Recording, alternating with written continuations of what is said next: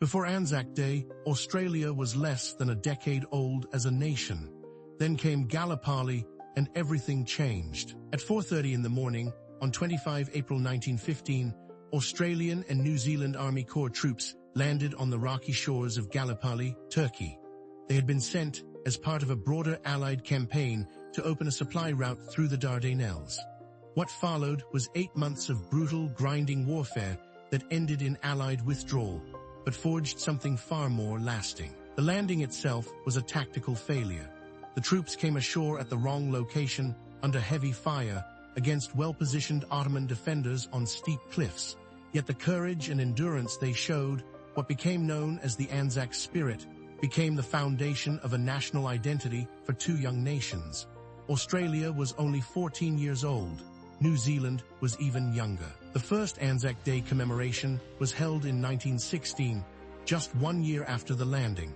What began as a specific remembrance of Gallipoli gradually expanded to honor all Australians and New Zealanders who served in any conflict, from the Western Front in 1918 to Afghanistan in the 21st century. Today, over 250,000 Australians attend dawn services across the country on 25 April. Ceremonies begin before sunrise, the same hour the landing began. In major cities and remote outback towns alike, people gather in the dark to remember.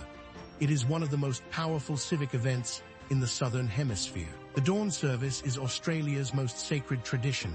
Attendees stand in silence as the last post is played, a bugle call used since the First World War to signal the end of a soldier's day. The ode of remembrance is recited, "They shall grow not old, as we that are left grow old." Then, after 1 minute of silence, the rouse sounds, the call that once woke soldiers to a new day. 3 facts about Anzac Day. First, 2 Up. The traditional coin-tossing game played in pubs on Anzac Day is technically illegal in most Australian states on any other day of the year. Second, rosemary grows wild on the Gallipoli Peninsula and is worn on Anzac Day as a symbol of remembrance.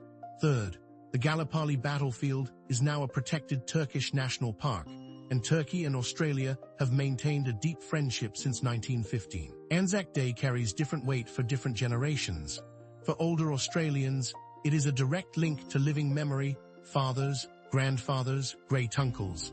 For younger Australians, it has become a way of connecting with national identity in a country still defining what that means.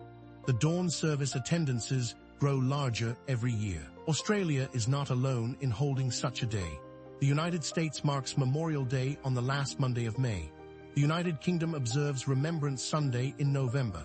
What makes Anzac Day distinctive is that New Zealand and Australia, two separate sovereign nations, share the exact same day of commemoration, rooted in the exact same event. It is a bond that has never faded. Lest we forget, Anzac Day, 25 April 2026.